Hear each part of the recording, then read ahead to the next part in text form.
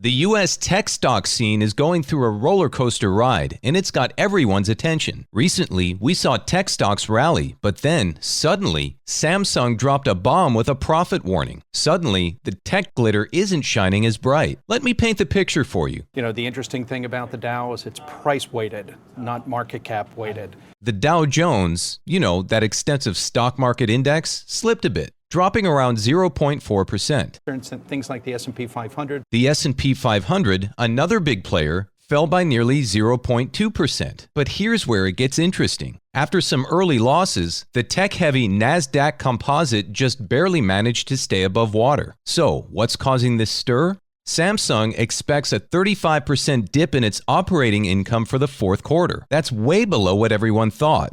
This news is a big deal because Samsung's chips are like the heart of the PC and mobile world. When they say things are looking down, it's a sign that demand in the tech world is less hot than we thought. But despite all this, oil prices increased slightly, recovering from a 4% drop. Since the invasion, oil prices have skyrocketed. That's thanks to some drama in the Middle East and Saudi Arabia shaking things up by cutting crude prices. What does all this mean for you and me? Well, it's a classic case of the stock market being unpredictable. One day, it's all sunshine and rainbows. The next, it's storm clouds. So if you're intrigued by these market ups and downs and want to stay in the loop, hit that subscribe button and check out our next video.